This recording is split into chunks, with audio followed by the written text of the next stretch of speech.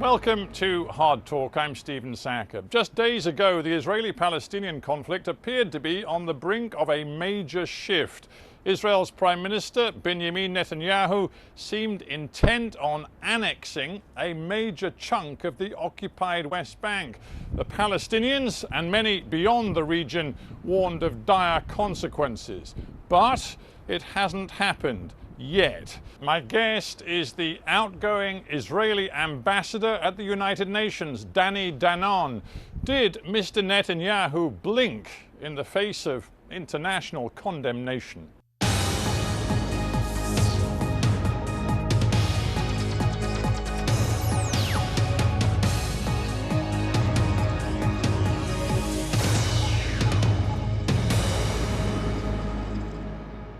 Ambassador Danny Danon in New York, welcome to Hard Talk. Thank you very much for having me. It's a pleasure to have you on the show, Ambassador. Let's begin with what appears to be a real sense of confusion at the top of your government in Israel. The world was expecting a formal declaration from the Netanyahu government of annexation of territory in the occupied West Bank. They were expecting it days ago and it never happened. Why? So I'm sure we will discuss it a little bit more about, I don't call it annexation, I call it applying sovereignty over Judea and Samaria, not occupied and not the West Bank. But we'll get to that in a minute. Regarding your questions, if you read the agreement between our coalition parties, they agreed that the discussion will begin in July 1st. So actually, now we are starting the month of July, and the government can start to discuss it. So there was no decision made to announce anything on July 1st. The only thing in the agreement was that any discussions will not happen before July 1st. Well, there are many Israelis who do appear to be confused. A poll just released by the Israel Democracy Organization shows 55% of Israelis no longer believe that annexation is going to happen. And it's clear that the so-called alternate Prime Minister, Benny Gantz, from the Blue and White Party, is saying that he doesn't believe it will or should happen. So there is confusion. So I will correct you again. I refer it to applying sovereignty. You cannot annex something that belongs to you. When you annex something, you do it from a foreign territory. So I don't know from whom we are annexing it. We did it actually in 1967 in Jerusalem. We applied sovereignty over Jerusalem. In 1981, we applied sovereignty over the Golan Heights. And now there is a discussion, not a decision yet, but a discussion about applying sovereignty over parts of Judea and Samaria. But to your question, we are a strong democracy, one of the strongest democracies in the world. We have a parliament, we have a government, and at the end of the day, the decision will be made by the Israeli government, the elected government, whether we like it or we don't like it. And I want to bring you back to 2005, exactly 15 years ago, when the government decided to pull out from Gaza and to uproot Jewish communities. Many Israelis were not happy about this decision, but once the government reaches a decision, we implement it. This is a democracy. Mr. Netanyahu's message throughout the election was that if he became Prime Minister, he would deliver on this promise to, and I'm going to use the word one more time and we can discuss in a moment whether it's legitimate, but he promised, as far as the international community is concerned, to annex 30% of the territory of the West Bank and pretty much all of the Jewish settlements. The bottom line is, it is no longer clear that is going to happen. He has blinked.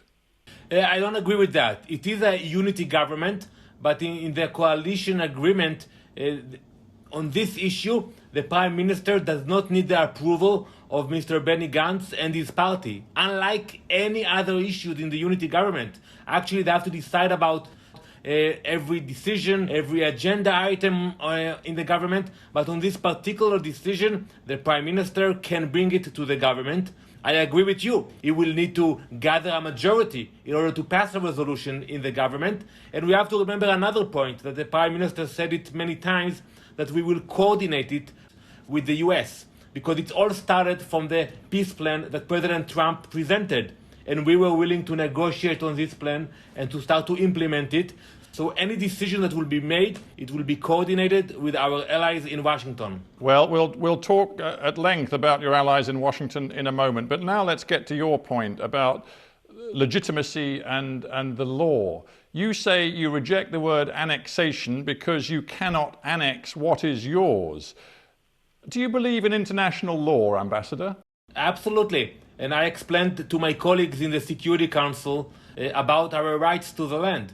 So it's greatest of respect, Ambassador, this notion that the land, the occupied West Bank is yours, is not in any accordance with international law as defined by independent jurists right across the world, and you know it. I beg to differ with you, and I will explain to you. But before we speak about the legal issues, let's speak about the biblical rights that we have to the land. Hang on. We're talking international law. Why are you introducing the Bible or indeed ancestral history? This has nothing to do with the Bible or with ancestral history. This is about international law, and under that law, your notion that this disputed territory that was conquered in war by Israel in 1967, your notion that it is yours simply flouts international law and convention. So you will have to allow me to explain my point. And I will get to the international law in a minute. But we do have biblical rights to the land. Whether you are Christian, Muslim, or Jew, you read the Bible, you read the stories of the Bible, it's all there. Is the Bible a legal document, Ambassador? This is our deed to the land. That's biblical. We have historical rights to the land. Nothing to do with the law. I will get to the international law in a minute. We have historical rights to the land. You just need to read the history book. You can go to Rome and to see the Arch of Titus, and you will see evidence for our connection to the land. And now I'm getting to international law. I want to go back to 1917, Balfour Declaration, providing a homeland for a Jewish state in Palestine. Then from 1917, you go to 1920, to the San Remo Conference. Again, Jewish homeland for the Jewish people. And then when you go to the Charter of the UN, for the UN itself, it says specifically that it will adapt any previous agreements. So basically it adapted San Remo Conference. So we do have legal rights to the land. Frankly, Ambassador, there isn't an independent legal mind in the world who thinks that would stand up in any court of law. But I understand your position is not going to change. I just wonder, this is a genuine question for you. Do you see yourself as the ambassador representing Benjamin Netanyahu, the Likud party and the Jewish settler movement? Or do you actually see yourself as the ambassador of the nation of Israel? Which is it? So I'm concluding a 5 intensive year in my position, and I can attest that it was a challenging task. And I represent not only the people of Israel, I represented the Jewish people in the UN. And I think I asked you if you actually feel that you've represented Mr. Netanyahu and the Likud and the ideological settler movement, because it seems to me that's who you've been representing. You haven't been representing the Israeli nation as a whole, because you know better than I do, and I'm going to quote you, 3 different previous Israeli prime ministers, 2 IDF chiefs of staff who happen to be prime ministers, justice and foreign ministers, who all have concluded that this, and they use the word annexation, is entirely against Israel's interest and wrong. So I want to go back with you to the basics. We have a democracy in the state of Israel. I represent the elected government. And in the last 5 years, the prime minister of the government was Prime Minister Benjamin Netanyahu. And he was elected over and over by the Israeli public with those ideas that I represented at the UN. Maybe you don't like them. Maybe some of the Israelis didn't like it. But that's a democracy. If they were not happy with the policy of the government, they would have elected another government. But that is not the case. Prime Minister Netanyahu was elected again to run the country and to lead the country according to our ideology. But Ambassador, you're the man who just told me that I need to respect history and have a real sense of the past. And in the immediate past, we have 3 different Israeli former prime ministers who are saying this is entirely wrong. At least 2 of them, to my knowledge, because they've done it to me personally, use the word apartheid about what Israel would be if it proceeded with this annexation. Tzipi Livni, who I'm sure you know well, and we've interviewed on Hard Talk many times, recently said annexation, her word, would fundamentally jeopardize the nature of Israel as a Jewish democratic state. Do none of these people and their words give you pause for thought? Absolutely not. And I will ask them, if you were in those positions as prime ministers or ministers of foreign affairs, why you didn't sign any agreement with the Palestinians? Why in the last 72 years we couldn't actually have a deal with the Palestinians? Because they rejected everything whenever we had a prime minister who was willing to negotiate, whether it was Rabin, Barak, Olmert, Tzipi Livni was a minister. They always rejected negotiation, and that's what's happening today. They choose rejectionism over realism, and unfortunately, you look at the shape of the Palestinians today in Gaza, in the West, in Judea and Samaria, and you understand that they don't have real leadership. You seem to have painted out that bit of the history where Benjamin Netanyahu for the last few years has made it plain that he absolutely rejects the notion of a 2-state solution, which was the very foundation of the Oslo peace process. You know that as well as I do. Prime Minister Netanyahu said it very clearly that he is willing to negotiate everything. No. If I may say so, he made it very clear that he rejected, and he still rejects, any idea of a meaningful 2-state solution. No, so there's a difference between deciding the outcome of the negotiations before entering the negotiations. That's not how you conduct any negotiations. Prime Minister Netanyahu is willing to come to the room and negotiate. Yes, he has maybe a different agenda than the leader of the Palestinians, but that's why you sit together and negotiate. I approached President Abbas in the UN, and I asked him, why do you come to New York all the time? Why you cannot actually sit with Prime Minister Netanyahu in Ramallah, in Jerusalem? Why you come to the UN Security Council, the General Assembly?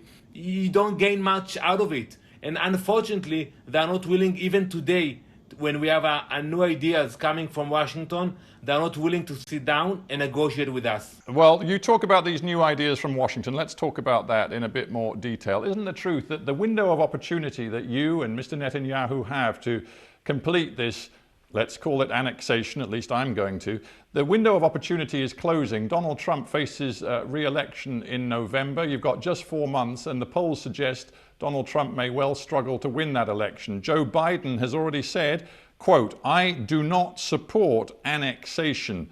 The fact is," he said, "I will reverse Donald Trump's undercutting of peace." Your window of opportunity is about to close. So we respect every administration.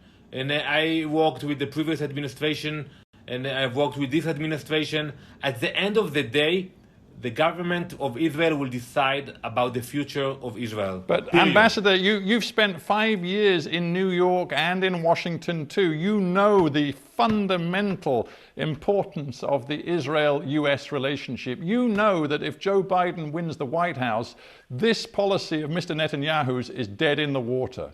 So, you know, I heard similar things about moving the embassy when in 2018 the US decided to move its embassy from Tel Aviv to Jerusalem, and the same about recognizing the Golan Heights, our sovereignty over the Golan Heights. We don't run our policy according to elections in other countries, and at the end of the day, we respect our allies, we respect our friends, but we take the decisions that are important and crucial to our future.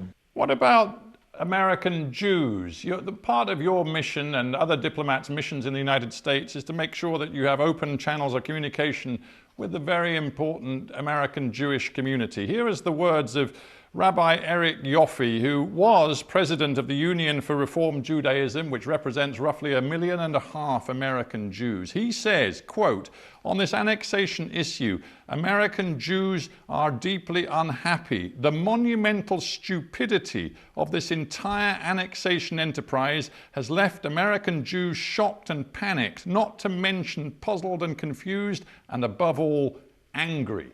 Do you care about that? So, Stephen, I can give you quotes from Jewish leaders in the US and the UK and all around the world who support applying sovereignty and actually pushing Prime Minister Netanyahu to take bold decisions like Prime Minister Eshkol and Begin took in the past.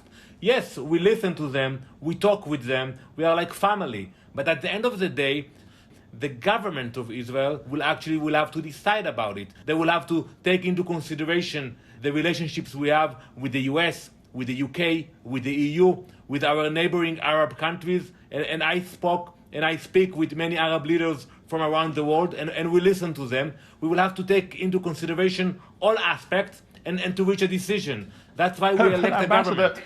Patently, you are not taking any of those voices and opinions into consideration. If you even think annexation should be on the table, you're patently not listening to any of them. For example, look at the wave of condemnation of the concept of annexation that has come from, I'm going to quote Boris Johnson, who says that these proposals will not secure Israel's borders and will be contrary to Israel's long-term interests, to European nations, including your great allies in Germany, who have made it plain that if you go ahead with this, they will take serious measures in response because they think it is entirely the wrong thing to do. The UN Secretary General, leave alone the region with the Arab League, the Jordanian and Egyptian governments saying that it will have very serious consequences. You don't listen to any of these voices. So first, I would advise you and all the distinguished leaders that you mentioned to be patient, to wait for the decision. How can you criticize a decision without actually know what will be the decision itself? Take the Golan Heights, for example. When we applied sovereignty, just a minute, Stephen, in 1981, when Prime Minister Menachem Begin applied sovereignty over the Golan Heights, the US opposed this decision. President Reagan actually punished Israel, and he held an important agreement that we had at that time. So we went on with that decision, and today the Golan Heights is a very important buffer between us and the radical that are taking over Syria today.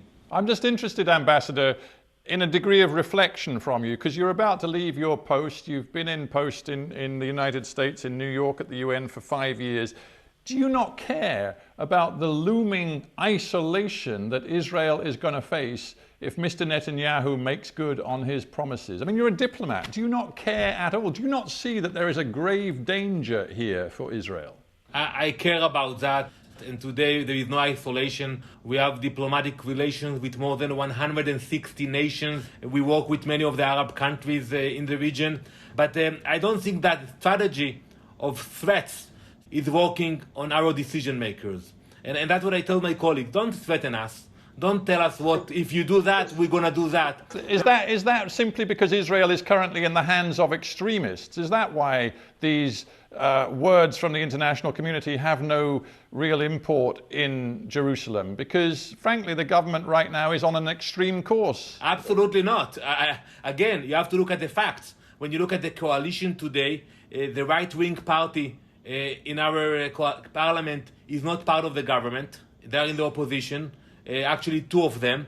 You have a unity government, so you cannot call it an extremist government. It's not the fact. It's not the reality today. But the Israelis, they chose the prime minister and my colleagues in the government to represent their ideas. It's legitimate. Let's talk about the context. You, I think, this week saw one day a spike of 1,000 COVID infections. Your economy is in grave trouble. There's talk of 18% unemployment, but there is also talk, if you go ahead with the plan that we have discussed today, of sanctions being imposed in Europe and possibly elsewhere on Israel in terms of elements of trade and things that could damage tourism and your economy. Is now a time when Israel is strong enough to withstand that kind of economic isolation? So I think it's legitimate to speak about the timing. It's always an issue whether it's the right timing or not. But let's not speak about threats again of sanctions and boycotts. That's not how you run diplomacy. And when you have friends and allies, we don't expect them to threaten us or to apply sanctions on us. Yes, today we have a huge issue with the COVID-19. Unfortunately, we are facing a it looks like a second wave. We dealt with the first wave very good, but today we have to come back and actually apply more restrictions and ask the Israelis to work and to follow the guidelines so we can overcome this wave again. A quick thought on more context. You just the other day said that you regarded your most important mission over the 5 years to prevent the Iranian government from becoming a promoter of instability, i.e. Iran was front and center of your diplomatic campaign, your efforts to do down the nuclear deal struck by President Barack Obama and the other big powers with Iran. You achieved that, but now we see more instability. For example, a bomb going off in the Natanz nuclear site inside Iran just the other day. Sources suggesting it was Israel that did it. Is that true? So you don't expect me to answer that question, but I will say that wherever you see instability in the region, you will find the fingerprints of the Iranians. No, I'm talking about the fingerprints. I'm talking about the fingerprints of Israeli operatives or agents working for Israel. Did you launch an attack inside the Natanz plant? So again, you don't expect me to address this issue, but I would say that regarding the nuclear capabilities, that our policy is very clear. We will not allow the Iranians to reach the point where they can actually threaten Israel, Europe, the US, and the entire world. Look what they are doing today with their capabilities today, limited capabilities. Just imagine what they will do in the future if, God forbid, they will reach nuclear capability. And in a few weeks... But the point, surely the point, Ambassador, is that your government lobbied very hard to end the nuclear agreement that saw real curbs being put on the Iran nuclear program. I'm reminded of that old phrase, be careful what you wish for. So we were and we are still against this agreement. Many flaws in the agreement, and we actually today, it's not only us, but some European countries are acknowledging it. You should look and read the report of the UN about the agreement, not ours, but the UN. And I think in a few weeks, the Security Council will have to decide whether to continue with the arms embargo on Iran or to actually allow them to start to import weapons all around the Middle East. That is a dangerous position, and I hope that the Security Council will actually continue with this important arms embargo. Final thought, Ambassador. During your 5-year term, you've seen American politics lurch to the Donald Trump direction. He's been in the White House and he's been a very close friend, as he would put it, and you would put it, of Israel. You said recently, as long as we have the support of the US in the UN Security Council, we can be relaxed. But I put it to you that American power and influence in the world is perhaps on the wane, and the next US president may be much less keen on being your loyal supporter than Donald Trump. Maybe you have been a little bit too complacent. I think that we have a bipartisan support for the state of Israel today. When you look at the Congress today, you see it. Yes, there are some extremists who call to boycott Israel, but the majority, when you look at the leaders of the parties, they stand with Israel. They understand the importance of the connection with the only democracy in the Middle East. So I don't get involved with the politics in the US, but regardless of the results of the elections, we will have the support in the UN, in the Security Council, and I have no doubt about it. Ambassador Danny Danon, I thank you very much indeed for joining me from New York. Thank you very much. I hope next time we'll be able to do it in your studio face to face. Thank you very much, Stephen.